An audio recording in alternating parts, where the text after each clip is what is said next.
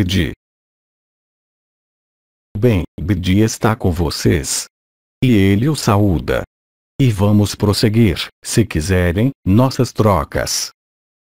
Questão: quais exercícios respiratórios de yoga podem pacificar o mental e o emocional? Existem inumeráveis deles. Em cada yoga são descritos exercícios que concernem a respiração, mesmo fora do pranayama.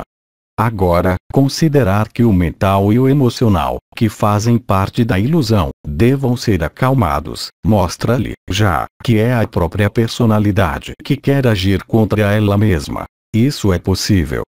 Mas, a primeira coisa a perceber é, exatamente, o que eu acabo de dizer.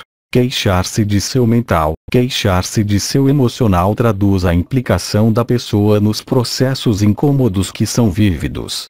A primeira coisa a realizar é, portanto, um distanciamento dessas emoções, dessas atividades que não concernem, de modo algum, ao que você é. Isso é o mais importante. Em um segundo tempo você pode, efetivamente, utilizar o que bom lhe pareça, para agir sobre eles. Mas dê-se conta de que agir sobre eles é, já, dar a eles certa forma de importância. Ou será, sempre, incomodado pelas emoções e o mental. Mas isso prova, simplesmente, que a consciência está instalada nessa pessoa. Há, portanto, uma identificação ao seu mental e ao seu emocional. O que quer que você faça, considere, agora e já, que eles não lhe pertencem. Eles estão aí. E, estando aí, ele se manifesta. Aquele que superou as emoções não é insensível, mas olha, simplesmente, as emoções nascer e desaparecer, sem retê-las, de modo algum, sem ser afetado por elas, de modo algum. Está claro, portanto, que você precisa reposicionar-se no interior de si mesmo. O que significa que o conjunto de sua vida foi, frequentemente, dirigido pelas emoções e pelo mental, tanto nas alegrias como nas dores. O que perturba é a alternância e as variações. O que perturba é estar consciente de que algo é perturbado. Mas o que será perturbado é, sempre, a pessoa. Enquanto a tomada de distância, nesse nível, não é realizada, é preciso uma experiência importante da meditação, como de técnicas respiratórias, para desincrustar-se de algo que dirigiu, ou mais frequentemente, a maior parte de vidas de pessoas.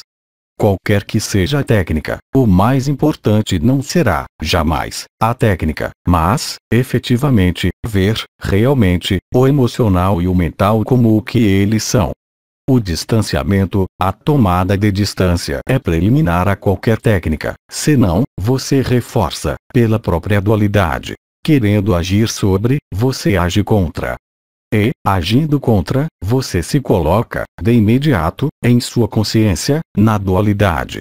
O absoluto em nada é concernido pelas técnicas concernentes aos diferentes sacos da ilusão. A melhor coisa a verificar, por si mesmo, é constatar que, assim que você não nutre mais, assim que você se distancia do que você é de emoções, como do mental, eles lhe aparecerão pelo que eles são, ou seja, exteriorizar o que você é, e sem qualquer consistência. Toda emoção, toda sensação de ser invadido pelo mental representa, em definitivo, apenas o único e mesmo medo, aquele do desconhecido. Questão: a virtude da graça é transcender o mental, as emoções e, mesmo, o si. Eu diria, simplesmente, que a graça o faz perceber sua natureza, sua essência e o absoluto. Quando a graça está aí, não existe qualquer outro lugar possível para o emocional e o mental. Você não pode ser e viver uma graça, a morada de paz suprema e manifestar ou perceber, ao mesmo tempo, qualquer elemento de emoções ou do mental no que você é. A graça toma o lugar, todo o lugar. Ela não luta contra o mental, ela não transcende o mental, ela o aniquila, totalmente. A graça não pode ser concomitante ou acrescentar-se, manifestar-se no mesmo tempo e no mesmo espaço que as emoções e o mental. É um ou outro. Questão: na meditação, atingir um sono sem sonho, ao mesmo tempo estando consciente, é aproximar-se do absoluto? Isso é estar na última presença. Quando você está aí, sem nada mais, quando, unicamente, há essa paz e esse contentamento, sem visão, sem meditação, sem percepção, então, naquele momento, há a infinita presença. Mas não se pode aproximar-se do absoluto. Ele está ou não. A grande diferença entre a infinita presença e o absoluto com forma é que, na infinita presença, há oscilações vividas como desagradáveis. O absoluto sem forma passa de um estado a outro, sem a mínima dificuldade. O que você é, no absoluto, não pode mais ser afetado, perturbado, incomodado por qualquer atividade da pessoa. O que quer que faça a pessoa, o que quer que faça esse saco, você continua no mesmo absoluto. O que não é o caso na infinita presença. A meditação não permite ser absoluto. É mesmo a parada da meditação, para aquele que pratica, que cria o absoluto. A meditação concerne ao si, e, por vezes, ao eu, infelizmente. Mas o absoluto não pode ser concernido por qualquer meditação. O que não impede, é claro, de dar-se prazer, meditando. Mas a meditação não permitirá, jamais, ser absoluto, uma vez que, justamente, o absoluto é, quando há abandono do si. Portanto, como meditar no si e viver o si, meditando, e ser absoluto? É impossível. A investigação sobre quem você é, puxar a consciência aos primeiros momentos de unidade na pequena infância são, efetivamente, mais importantes do que qualquer meditação. A meditação, no fim de certo tempo, ou do hábito de prática, torna-se, sempre, um narcisismo exagerado. A necessidade de contemplar-se nessa paz. É a ilusão espiritual. Até prova em contrário, ninguém, onde quer que seja, foi absoluto com forma, no curso ou na sequência de uma meditação. Ou se é realizável pela meditação, mas, certamente, não o absoluto que é, justamente, o abandono do si. A meditação é considerar que há um eu e um si. E, portanto, a meditação permite encontrar o si. É o despertar, mas, em caso algum, a liberação. Questão: como se pode aprofundar a tomada de consciência do coração do coração? É o momento no qual a infinita presença descobre, em si, e para o si, e pelo si, que o centro está presente em todo lugar, que não há diferença entre tal centro e tal centro, porque, em definitivo, são os mesmos centros que é um centro por toda a parte. O coração do coração é o instante no qual o abandono do si é, se posso dizer, tocado. Resta vivê-lo. É o momento no qual não há mais possibilidade, para a consciência unificada, para o si, possibilidades de ser identificado ao que quer que seja. E há, portanto, uma desidentificação do si, que se produz, também. Ou puxa tudo para o centro dele mesmo. Ou se faz irradiar, ao centro, um elemento novo, no qual eu não está. O centro do centro é o momento no qual se começa a não mais ser identificado ao centro de si. É isso o abandono do si, a descoberta, ou a redescoberta, do centro ou o coração do coração. É naquele momento que se vive o néctar. Questão: é preciso tudo abandonar para reencontrar o absoluto? Quem disse abandonar quem quer que seja, exceto o si?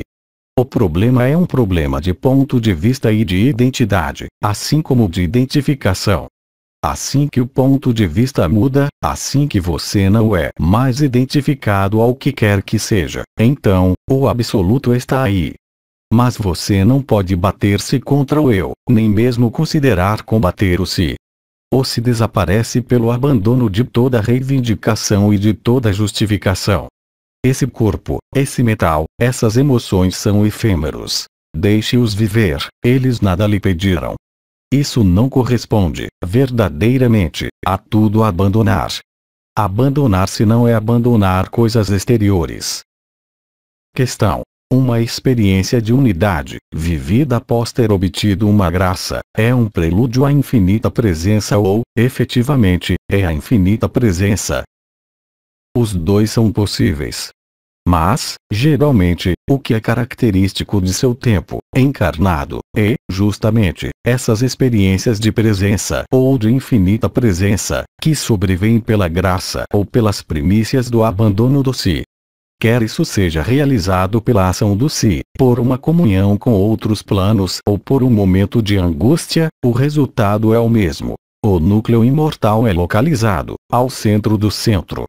É dessa fulgurância ou dessa graça que são colocados marcadores ou localizadores que necessitam, eles também, de desaparecer. Questão: se sente morrer, enquanto não se está doente, isso provém da passagem no abandono do si. Todas as condições são boas para a luz, para empurrá-lo a reconectar-se ao que você é. Como eu disse, quer seja a impressão de morrer, uma angústia, uma graça, uma vibração, pouco importa. A luz agirá, pela maneira e pelo modo que é, para você, o mais adequado. Em função do que disseram os anciões, vocês passam de um estado a outro, alguns, de um estado a todos os estados. Toda passagem necessita de uma morte do antigo, do que é para existir na eternidade, mesmo se o absoluto sustente e compreenda tanto o ser como o não ser. Porque um e o outro, ser e não ser, são, sempre, definidos, um em relação ao outro, manifestados ou não manifestados. Isso não concerne, de modo algum, ao absoluto. Há uma ruptura, de algum modo. Essa ruptura será, sempre, de seu lado, uma ruptura do efêmero, qualquer que seja o modo pelo qual isso se produza. Quer seja uma angústia, uma verdadeira doença, ilusória, ela também, mas que toca o saco, quer esse saco esteja presente ou quer esse saco desapareça, como você verá, nada muda no que você é. Só o narcisismo de apego a uma identidade, a uma evolução espiritual, que é uma trapaça, é o freio mais potente ao que vocês são. A perfeição não é amanhã. A perfeição não é ontem. A perfeição nada tem a ver com esse mundo. Esse mundo desaparece. É, aliás, o que vocês fazem na meditação, mas, aí, bem mais do que o desaparecimento na meditação, eu diria que é um desaparecimento lúcido, aceito e transcendido. Tudo depende, efetivamente, desse mecanismo de aceitação, que precede o abandono do si. Enquanto esses mecanismos, concernentes à consciência, não apareceram como evidentes, há resistência ao que você é, ou seja, absoluto. Questão: o que pensar de uma situação na qual não se sabe mais quem se é, nem o que se deve fazer ou não fazer? Justamente, nada pense disso. Porque, quem quer pensar algo a propósito disso? Ou eu? Assim que há desidentificação, tal como você descreve, sobretudo, não pense. Viva o que é. É o que você é. Justamente, assim que não há mais marcador, pessoa, identidade, ação, é naquele momento que você é. Portanto, sobretudo, nada pense disso. Porque o pensamento não concerne ao absoluto. Ele concernirá, sempre, a criação e a manifestação do ser. Como eu dizia, a partir do instante em que você não compreende mais, a partir do instante em que você não sabe mais a que se prender, assim que o mental não encontra mais explicação, então, você, ali, é. E o que chama a esse estado, no qual o sentido da identidade desapareceu é, justamente, vivê-lo. A prova é que, aqui, você sabe e exprime o fato de que você tenha vivido isso, a um dado momento. Isso prova, efetivamente, que você pode existir fora de toda presença a você, de toda ação nesse mundo. É a diferença entre o sono e o que pode ser a infinita presença. Nesses momentos, não pense. Contente-se em viver o que está aí, é o que você é. E não quando você pensa, e não quando você explica, e não quando você compreende. É muito simples. A consciência é a vida de percepções, de experiências, de identidade, de união, de unidade, como de divisão e de separação. O que você é independente do jogo da consciência. Se, a um dado momento, a consciência desaparece, não há mais identidade, mais pessoa, mais ator, mais espectador. É isso que você é. Questão: o centro do centro pode ser chamado ponto zero? Não. O ponto zero pode, portanto, ser definido e localizado. No limite, o ponto zero seria um momento do absoluto ou infinita presença, que se dá conta do absoluto. Querer encontrar um sentido às palavras que nós lhes damos, uns e outros, em assembleia ou não, para fazê-lo colar à sua própria vivência ou à sua própria compreensão não o fará mover-se 1 milímetro. Ali mesmo é o mental, que tem necessidade de tranquilizar-se com o conhecido, com um ponto de comparação. Enquanto você compara, é o mental que elabora estratégias. É isso que é preciso ver claramente. Tudo que você pode dizer, tudo que você pode comparar não é absoluto. Questão: a última presença deve ser vivida regularmente, ou o fato de tocar a última presença basta, em si? Em relação a quê? Se você considera que há um objetivo, você se engana. Quer a absoluta presença ou infinita presença seja vivida uma vez ou milhares de vezes, nada muda ao que você é. Pode haver, apenas, uma forma de autossatisfação, doce, nutrida pelo ego espiritual. Enquanto você não é nada, você não pode ser o tudo. Enquanto há uma presença, o absoluto não é, para você, cada saco é diferente. Isso não é uma passagem. A absoluta presença, ou a infinita presença não é o absoluto, portanto, não é uma aproximação. Alguns têm necessidade dessa experiência para abandonar toda a experiência. Outros vão viver múltiplas vezes a mesma experiência, sem nada mudar na experiência.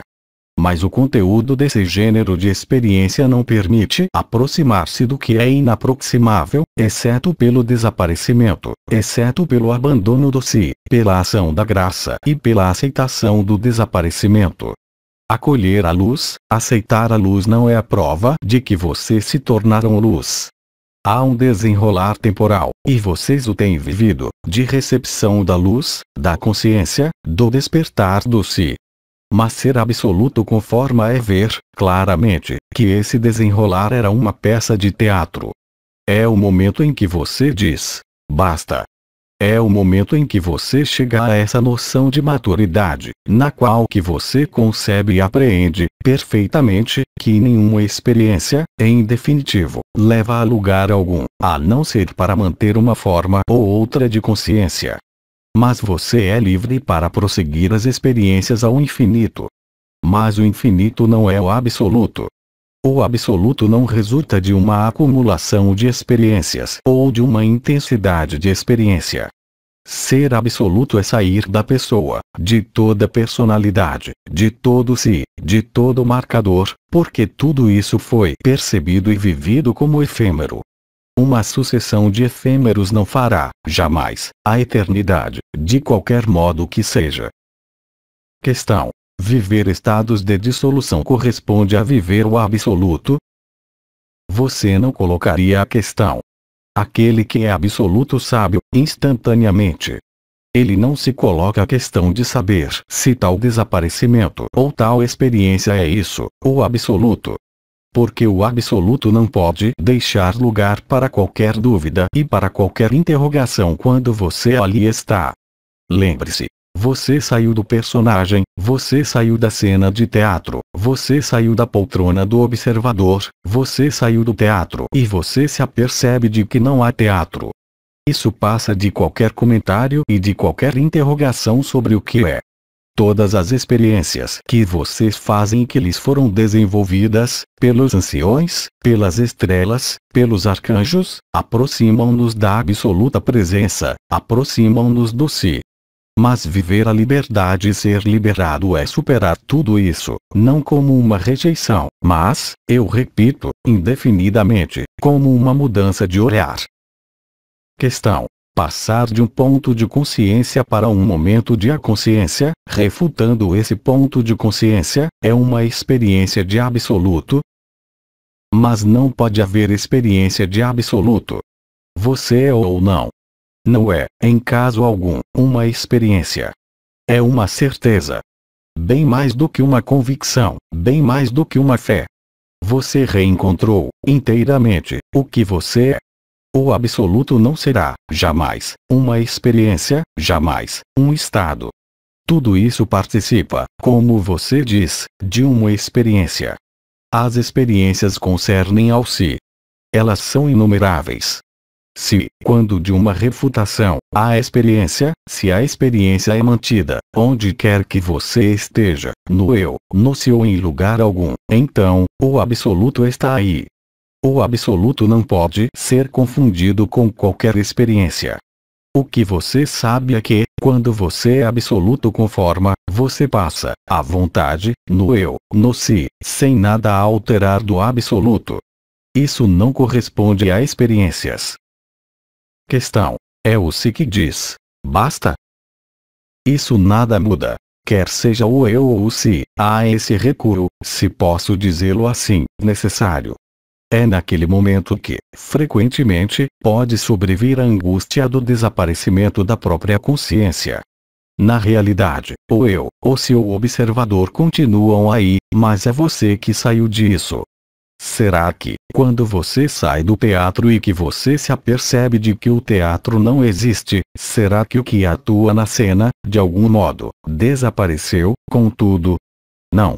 Vocês estão, ainda, aí, onde vocês estão. Mas isso é vivido pelo eu ou pelo si, efetivamente, como uma aniquilação e uma angústia, por vezes, extrema. Mas isso lhe prova, justamente, que você está mudando de ponto de vista, naquele momento. Ou seja, que você sai da experiência para entrar na verdade. E, quando você entrou na verdade, em sua verdade, isso não dá qualquer dúvida.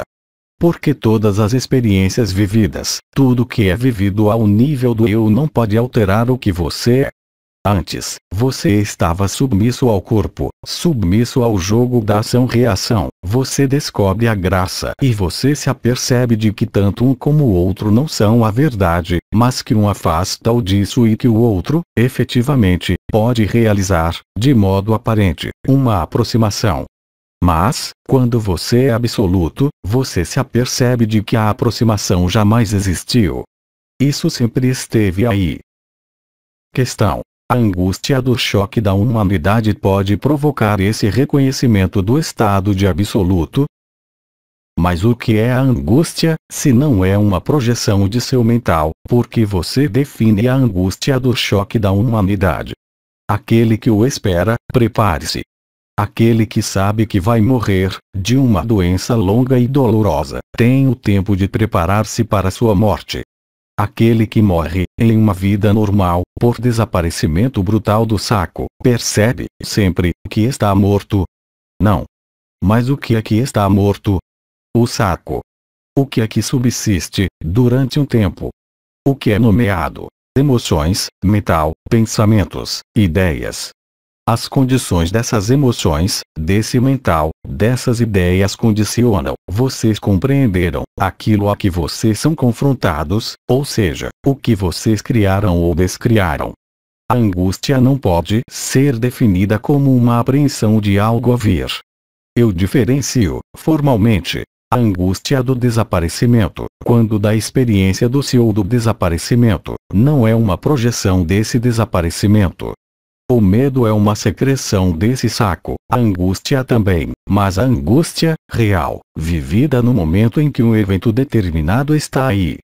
Mas não a projeção do mental sobre um evento a vir. Mesmo se você tenha medo da morte e se você tem uma angústia real da morte, você não sabe quando vai morrer, exceto se anunciam uma doença que põe em jogo sua própria vida. Então, aí, você começa a colocar-se a questão da angústia de seu desaparecimento, mas porque você a vive, não porque você projetou. É toda a diferença. A angústia de que eu falo não é, unicamente, uma secreção de uma projeção, mas a secreção de uma vivência, que vai abater, pelo menos, é seu ponto de vista, o eu. E que faz desaparecer o si, o que é intolerável para o eu, como para o si. O absoluto não é, no entanto, o resultado de uma angústia, mas, efetivamente, apreender e viver que essa angústia, projetada ou real, não tem qualquer sentido. justamente porque ela é projetada ou vivida. Ver isso pode ser chamado um passo para a liberdade. Não temos mais perguntas. Agradecemos. Então, eu saúdo todos os seus sacos e eu saúdo, sobretudo, o absoluto que vocês são. E eu lhes digo, até nossas próximas conversas e trocas.